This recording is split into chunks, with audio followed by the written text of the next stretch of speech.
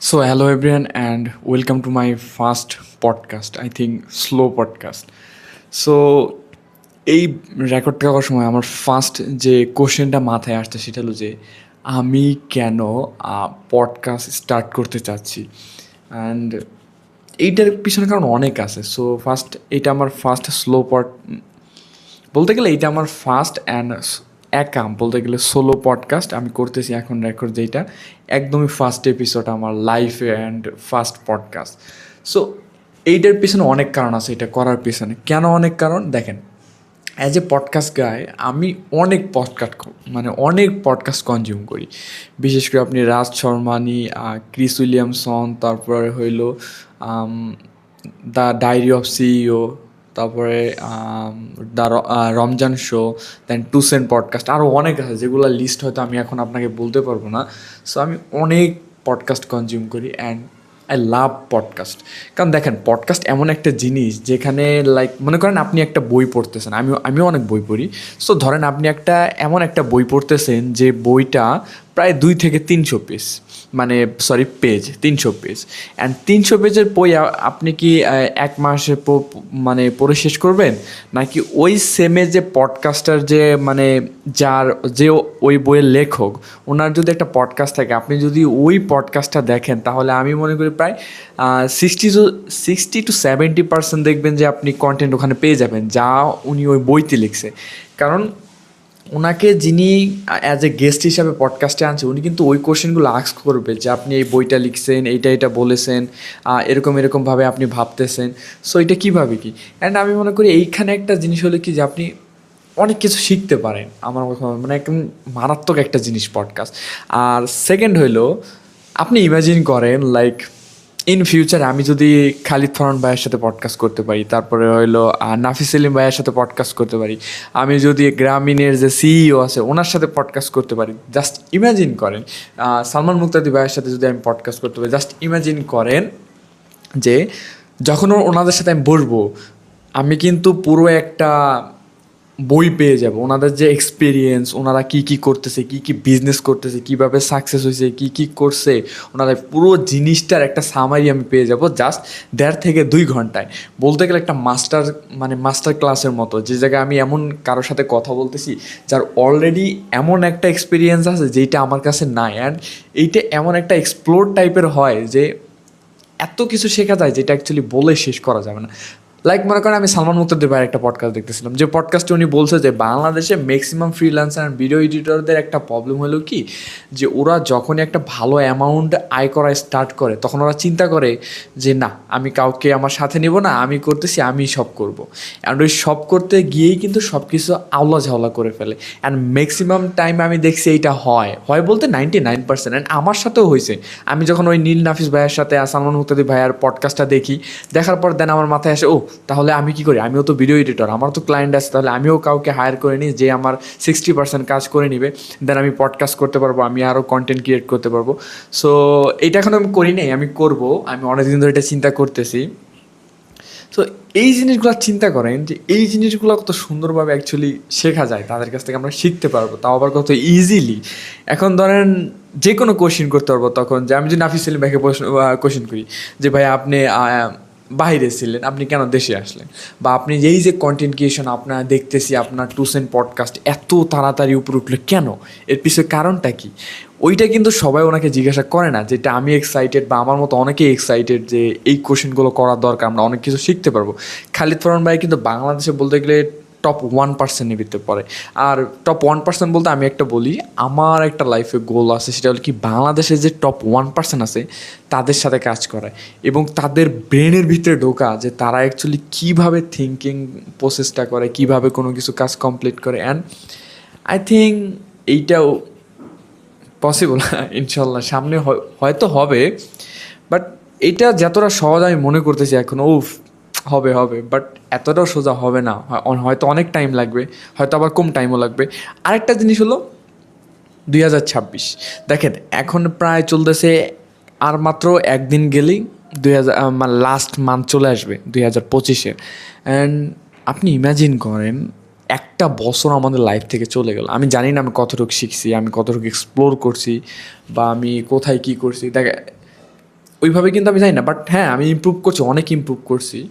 But imagine করেন একটা বছর লাইফের থেকে অলরেডি আমার চলে গেল। আমরা অনেকেই আছি যারা এখনও কোনো কিছু ভালোভাবে ম্যানেজ করি নাই, কোনো কিছু কীভাবে কী করতেছি, কোনো কিছু ওইভাবে মানে একটা প্রসেস করে যে আনা, সেইটাও করিনি আমরা অনেকে। সো আমি চিন্তা করছি যে এই 1 মাসের ভিতরে, মানে এই মাসটার ভিতরে আমি সব কিছু গুছিয়ে নিব, যাতে 2026 সালে আমি যা যা করতে চাই তা যা জানি করতে পারি। সো 2026 সালে অ্যাকচুয়ালি আমার প্ল্যানটা কি দেখেন, 2026 সালে আমার প্ল্যানটা হইলো আমার ট্রাভেল করা ওয়ার্ল্ড ওয়াইড, বাংলাদেশ, বিশেষ করে জাপান।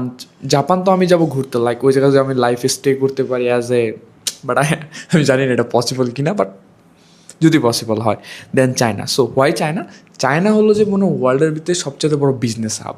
অ্যান্ড আমার ছোটোবেলা থেকে বিজনেসের প্রতি মারাত্মক একটা আগ্রহ। বিশেষ করে আমি বিজনেস টাইপের বই এত পড়ছি যে আমি কী বলবো, এত পড়ছি বলতে লাইক ভিডিও দেখছি, বই পড়ছি, অনেক কিছু। লাইক আমি সেলস শিখতেছি, মার্কেটিং শিখতেছি। আমি হয়তো পুরোপুরিভাবে এখনও শিখি নাই, বাট মোস্ট ইন্টারেস্টিং জিনিস যে আমি অ্যাকচুয়ালি শিখতেছি।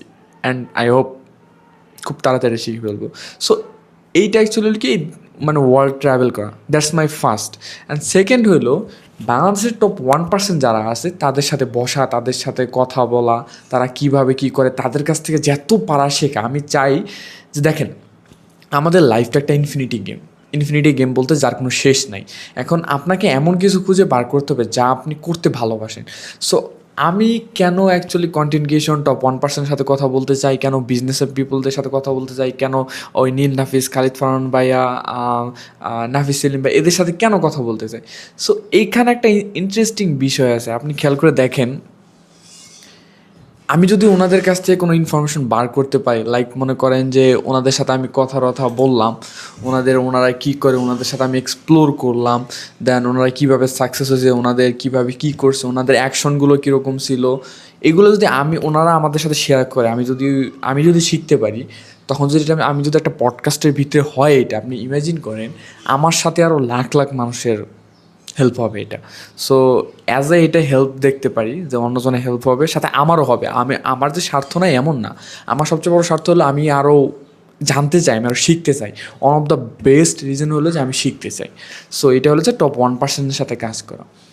আর থার্ড হইলো, থার্ড জন্য কী ছিল আমি অলরেডি লিস্ট করি নিই তো। সো এটা আমার ফার্স্ট পডকাস্ট। অ্যান্ড সো আমি পডকাস্টের জন্য অলরেডি আমি নিচে আমার টেবিলটা আমি সেট আপ করছি। সো আমি জাস্ট ট্রাই করলাম আমার ফোন, মানে iPhone 11 জাস্ট খেলে আমি মাউন্ট করে রাখছি। ক্যামেরা আছে, বাট ক্যামেরা হলো ওভার হিট হয়ে যায়, 15-20 মিনিটের বেশি রেকর্ড হয় না। সো আপনি মনে করেন কোনো ফ্রেন্ডের সাথে পডকাস্ট করতেছেন, হুট করে মাঝখানে ক্যামেরা অফ হয়ে গেল, আপনি জানেনই না। সো এর জন্য আমি ফোনটা রেকর্ড করতেছি। কোয়ালিটি হয়তো একটু ডাউন হবে, বাট অ্যাজ এ স্টার্টিং পয়েন্টে আমার চিন্তা হলো ফার্স্ট 50টা পডকাস্ট আমি ফোন দিয়ে রেকর্ড করবো, দেন ভালো একটা ক্যামেরায় শিফট হবো। সো থার্ড আসলে লিস্ট করি নেই আমি, বাট ওইটাও লিস্ট করা দরকার। সো মানে মেন 2টা রিজন হলো এইটা। থার্ড হয়তো হতে পারে ফাইন্যান্সিয়াল ফ্রিডম। ফাইন্যান্সিয়াল ফ্রিডম কেন দেখেন, আমার কাছে মনে হয় কি যে ফাইন্যান্সিয়াল ফ্রিডম অনেক ইম্পর্টেন্ট। কারণ ফাইন্যান্সিয়াল ফ্রিডম না থাকলে আমি ঘুরতে যাবেন। সো আমার কাছে ফাইন্যান্সিয়াল ফ্রিডমটা মানে কি। সো আমি একটা ভাইয়ার ভিডিও দেখতেছিলাম, মানে ওনার পডকাস্ট দেখছিলাম, রমজান শো ভাইয়ার পডকাস্টের ভিতরে। উনি ফানি ভিডিও বানায়, ওনার নামটা আমার মনে নেই, বাট ওনার ভিডিও আমার দেখায়। উনি একটা কথা বলছে যে ফাইন্যান্সিয়াল ফ্রিডম মিনিংটা আমার কাছে কি, আমার কাছে জিনিসটা এরকম যে আমার হুট করে মনে চাইছে আমি 1 সপ্তাহ মাটি কাটবো, তার মানে মাটি কাটবো, কোনো ভেজাল ছাড়া, কোনো কাজের প্যারা নাই, টাকা পয়সা কোনো চিন্তা নাই। আমার এখনই মনে হয়েছে আমি কক্সবাজার ঘুরতে যাব। সো আমি এখনই বের হয়ে যাব, কোনো কেউ আমাকে কিছু আটকাতে পারবে না, লাইক টাকা পয়সা কোনো চিন্তা নেই। That's the call truth wealth. উনি এইটা যখন বলছে তখন অ্যাকচুয়ালি আমার মাথায় কিক করছে, দ্যাটস ট্রু। আমি তো এইটাই চাই। আমি এমন একটা লাইফ চাই যেখানে ফাইন্যান্সিয়াল ফ্রিডম থাকবে।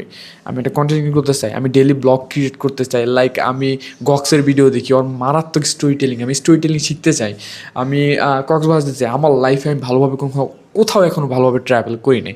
অ্যান্ড আই ডোন্ট নো সামনে করতে পারবো কি না, হোপ, কারণ যেহেতু আমার গোল ওইটা। সো দ্যাটস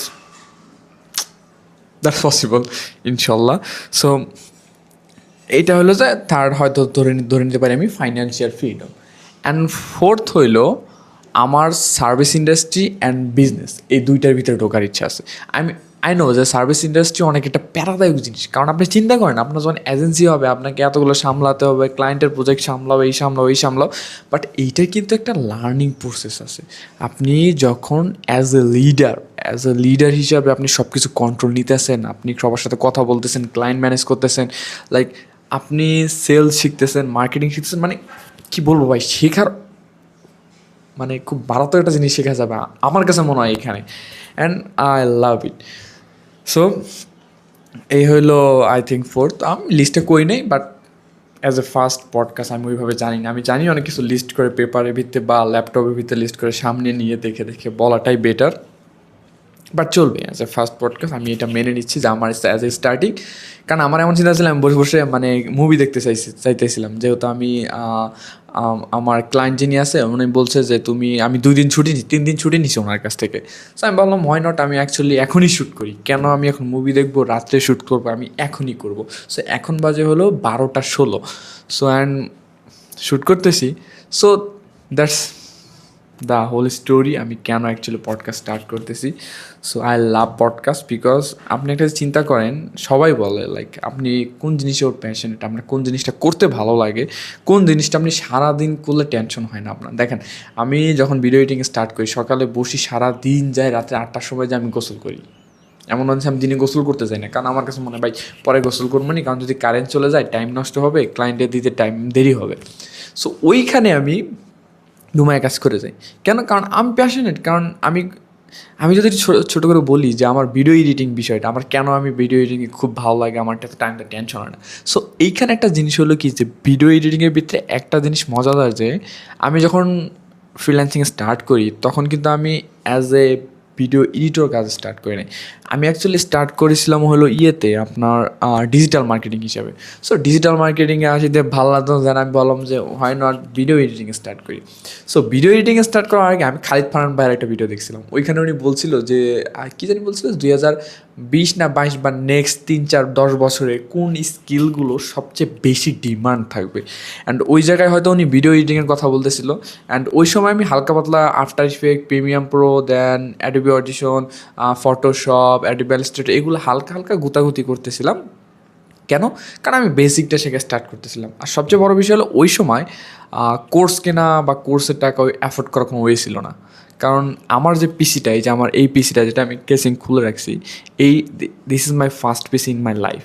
এটা আমাকে আমার আব্বু গিফট করে, তাও আবার মনে করেন লোন তুলে আমাকে প্রায় 25,000 টাকা দেওয়া হয়। অ্যান্ড আমার মনিটর ছিল একটা হয়তো ওল্ড টাইপের টিভি, ওল্ড টাইপের না মানে এলইডি টিভি, যেটা আই থিঙ্ক সেকেন্ড হ্যান্ড নিয়েছিল 3,000-4,000 টাকা, ওইটা আমি ইউজ করতেছিলাম।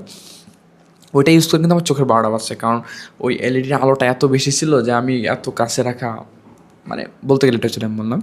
সো অ্যান্ড ওইখান থেকে আমি আস্তে আস্তে স্টার্ট করি, দেন এই করতে করতে আজকে এই পর্যন্ত আসছি। অ্যান্ড আমার একটা স্টোরি আছে ছোটোখাটো, হয়তো আমিও শেয়ার করতে পারবো, কোনো হয়তো ভ্যালু প্রোভাইড করবে সবাইকে যদি পসিবল। অ্যান্ড এই পর্যন্তই, চাইলে অনেক কিছু বলা যায়, বাট আমি বেশি কিছু সামনের দিকে আগাবো না, কারণ ফার্স্ট পডকাস্ট, কারণ সেকেন্ড পডকাস্টে সেকেন্ড এপিসোডে সব কিছু ব্যবস্থা করতে হবে।